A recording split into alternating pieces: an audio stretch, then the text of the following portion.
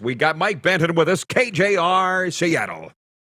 Kraken pre- and post-game host. Hey, Mike, I was able to watch your club the other night through here in Sunrise, and hey, I was thinking of you through the whole game because you said they were going to be good. You knew something, Mike.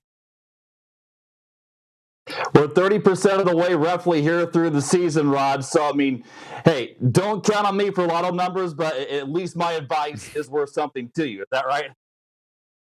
Yeah, and you nailed it, dude. Yeah, you call the games. You're on the broadcast. Matty Benier scores a minute into the game. I said, this guy looks like Mark Messier out there. You mentioned Bjorkstrand and what an addition he was going to be to this team. Martin Jones is playing like Vladislav Tretiak. And to be honest with you, I'm wondering how long these guys can keep it up because they look like a real team, Mike.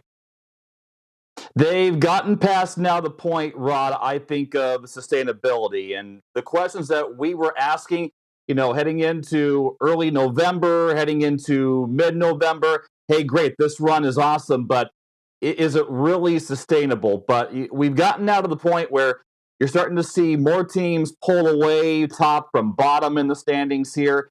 And the additions that Ron Francis made on this team have continued to pay off in dividends. Getting Andre Burakovsky was a watershed moment for this team offensively. Justin Schultz quietly has been great for this defense, and he's experiencing some great numbers as well.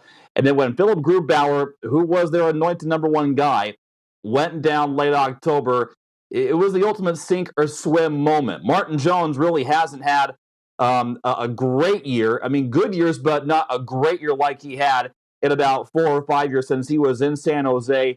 And the run that he went on, where he won roughly 10 of 13 games, gave this team a complete shot in the arm with confidence, a complete understanding that they have their own security blanket for any breakdowns back in their own zone, something that the Kraken didn't have a luxury of this last season. And again, it all goes back to, if you have goaltending, you're going to be in games, you're going to win games, you're going to steal some games.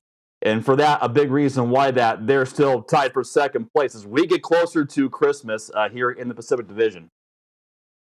I got to ask you, I'm a huge believer in culture, and the older I get, the more of a believer I am. And you've been around sports a long time, so I can't imagine you would disagree with this.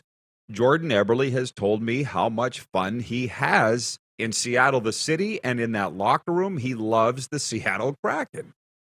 How'd that come about? Yeah, I mean, if there's one guy who's not going to mince any words about his experience, it's Jordan Eberle, and he's told us time after time after time, even going back to last season when times were incredibly tough, that he wanted to be a guy who was going to be a part of the solution, not just a part of setting your base and then moving on after season one and then, seeing what's next. And, I think really, in essence, what is so valuable for him, not just for the winning culture, but also for the influence that he's having with younger players like Matty Beniers, like Shane Wright as well on this roster. His stall is right next to Beniers and right next to Shane Wright on top of that.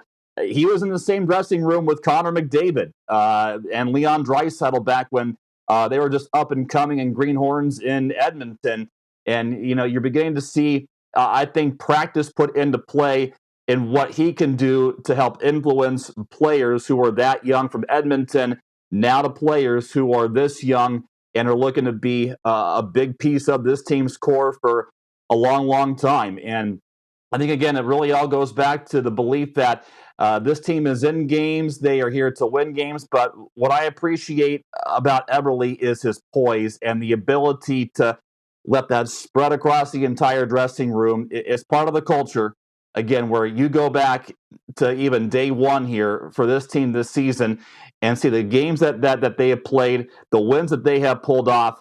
There has been no sense of panic, and Eberle's influence has been a big piece of that.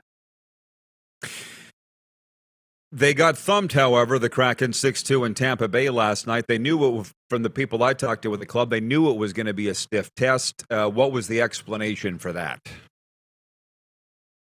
Well, simply, they just started slow last night, and I thought the Ian Cole goal, just a little under 2 minutes in, just set an omen for the entire evening, and how much you've got to be ready to answer the bell when you play against the Tampa Bay Lightning. If you're going into Amalie Arena and you're chasing games, it's not going to end well. They needed to start like they had against the Florida Panthers, where Matty Beniers scored 64 seconds into the game. They could then cycle through 4 lines, get rolling, and off and running they went for that entire night. Last night was a little better at once they went down 2-0. It wasn't a pretty picture early in the first roughly 5 to 7 minutes of that game. You also factor in the Eric Chernak goal to make it 2-0. That's a goal that Philip Grubauer is going to want to have back, more often than not. But what I appreciated seeing, at least, signs of life from this team, and maybe not so much last season when they were still in very much a growth phase, was when they went down 2-0 to a team that is as vaunted as Tampa Bay in their own home building. They were able to calm the waters for about roughly 20 minutes. They were able to generate a play that is their bread and butter, the transition game, and Jared McCann came back down isolated first period and made it 2-1, and that momentum carried over into period 2. Once Tampa Bay got a power play goal, it was 3-1, and then the levee broke right from there. So I think more or less, the moral of the story here is you go into Tampa Bay, you need a good start, or else it's going to be an uphill battle all night long, and the Kraken fell prey to that. We got about 90 seconds. Got to ask you this. They're in a playoff spot, the Kraken, almost at Christmas. The Vancouver Canucks are not. Do you hear any noise, Mike Benton, from up the coast, a little north, that the Kraken are this far ahead of the Canucks, this far into the season? I would think they're disgruntled up there. Well, yeah, you're certainly hearing some noise as far as what's going on. The Bruce Boudreau situation and the way it's played out. Up and down, and then with Brock Besser, with the Bo Horvat situation, it's not a pretty picture. I think as far as the context of the Kraken and the Canucks and the rivalry, we've got a long way to go here, Rod. I mean, the Kraken haven't won a regular season game, period, in franchise history against the Canucks. So, you've got to crawl before you walk, if that kind of makes sense. But it still is very much a competitive division. I think what the Canucks have proven is that they are capable of bursts where they've shown they're going to be in the mix and make this a tight gap if they can really get their pieces in place with their offense and their ability to come out early on, and then also get solid goaltending, which has been absent from Thatcher Demko for much of this season. But for this Kraken team, they're pretty much waging a battle here against themselves in season 2.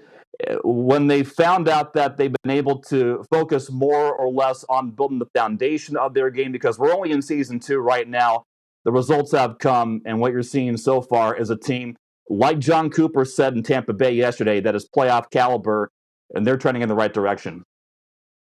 Well, they have a fun, positive vibe. They're fun to watch. I'm sure they're, for you, fun to follow and broadcast. And, Mike, I appreciate the time. Merry Christmas, partner. Let's do it again in the new year.